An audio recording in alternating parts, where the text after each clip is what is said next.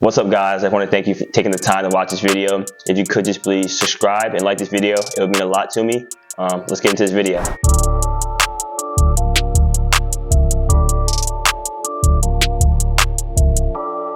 If you don't know me already, my name is Brandon Wilson. I'm a 22-year-old college athlete and entrepreneur. I currently run a business called Influence T, which is a merchandising business for college athletes. Gives them a way to monetize their name through creating and selling merchandise. I've been doing that for 2 years, and I'm just starting this YouTube to talk about my journey as an entrepreneur. I'm definitely not an expert by any means, but I've had some successes and I've had some failures, of course, that have got me to where I am today, and I'm here to share those with you. In this first video, I'm going to be talking about 5 transferable skills and characteristics from being a student athlete and to being an entrepreneur. So I hope you like this, and I hope I can give you some knowledge that can help you in your journey. Number 1, time management. The importance of properly utilizing your time in any aspect of your life is really important for just growth and just, stability. When it comes to running a business or when it comes to being a college athlete and being able to be productive, it's really important. Especially when it comes to being a college athlete, there's so many things that go into the day, whether it's personal workouts, practice, film, study hall, just all that stuff that kind of builds up on top of each other in your schedule.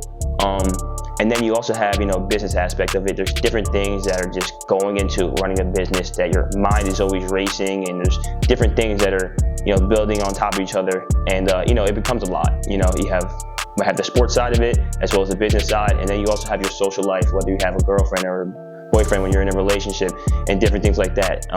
And they all pile on top of each other. And the best thing I can say is, and the best way to stay organized is finding ways to put all your notes and all your thoughts into one space. What I do and what I've come accustomed to is I use notes a lot. I use a lot of notebooks, and I like to write down all my ideas just so at the end of the day I can go back to when I go to sit down, I can see what I've written down, all the ideas and tasks that I might have to do, and I try to keep it all in one location, central location, so it's not scattered over a bunch of different platforms.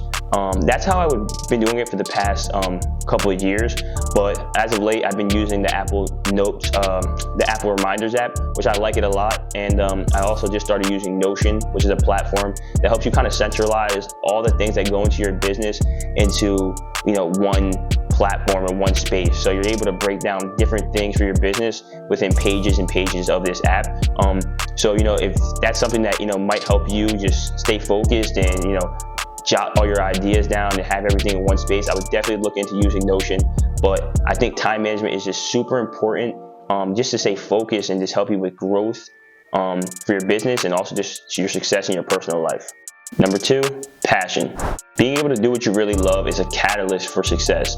Over the past few years, I haven't felt, or a day hasn't went by that I feel like that I'm actually working, like that I feel like I'm forced to have to do something when it comes to the business, just because of how much I love it, and just because I know that the work that I'm putting in is being shown through growth in different aspects of that nature.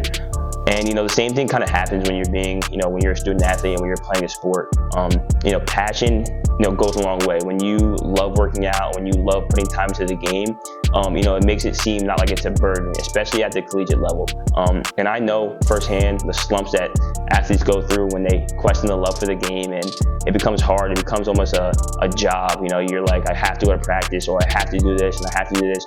And, it becomes difficult to, get through the day, just because you're not feeling the same way about the game as you once felt about it before. But what I can tell you is true passion for what you love to do really just helps you catapult day by day to keep turning the gears and keep building on top of the days that you have, and it's ultimately gonna show in success, whether that's in the business and that results in sales and things like that, or it shows on the court or field that playing time and your performance is just increasing. Number 3, being on time. There's nothing I dislike more than waiting on others, whether that's waiting for a team member to send me something that I might need for a deadline, or waiting for somebody that I'm trying to partner with on a Google Meet or a Zoom. It could be just a couple minutes, but just that time piling on top of each other, especially when you have things that you need to get done and tasks that you have to do later on in the day, it could just become a little stressful. And it also shows that it might not be the partnership you want, especially, with you're collaborating with people. It shows, professionalism. It shows that you really care about, the people's time that you're trying to partner with and the people that you're working with. So I definitely think it's important to always be on time. And that also ties into, being a student athlete. That could be the difference between starting or, not even touching the court. I know coaches look into that a lot and see who's in the gym early and, who's on time to things. I know for me personally, through my collegiate career, I was always an hour early to the gym.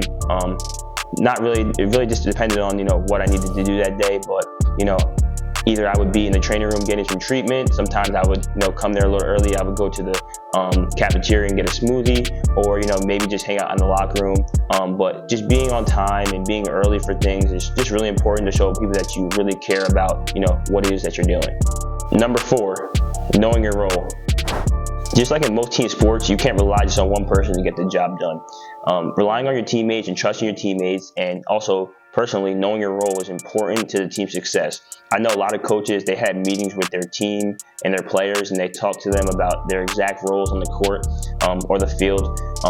And for instance, for basketball, you might have a player that you just needs to be a pest on defense, or you might have a player that needs to be pass first and get people involved and get in the lane and spread out to your 3-point shooters, and you have people that you just need to rebound the ball. And all that stuff is stuff that might be small to somebody, but it's important for the team's success. And that's also important when it comes to the business side of it, and having people on your team and your partners kind of know their role, and not know their role as in they can bring other things to the table. But for me personally, I know there's certain things that I'm good at and certain things that I know I can do, and there's other things that I might not be able to do to the caliber that I want it to be done. So that's when you need to outsource. You need to look for experts and look for maybe people that can give you insight in that field and kind of give you pointers and tips to put you in the right direction. I think that's super important, especially when you're trying to grow a business to the scale you want to grow to. I think it's important to, get insight from experts, as well as researching it and, kind of diving deep into things yourself. Because I think it's also important that you understand all sides of your business.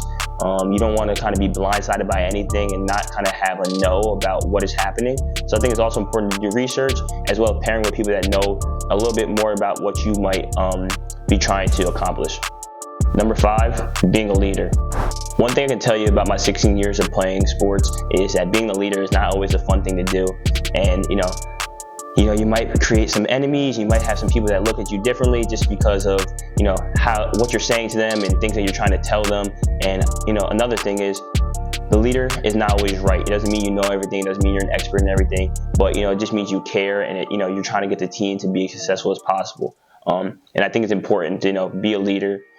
Both on the court, obviously, and then also in business. Being a leader is important when you have people that are working under you, and you have a team that you're building. And another part of being a leader is just keeping your team encouraged and keeping them motivated. And that's important by just the way you talk to them and the way you treat them.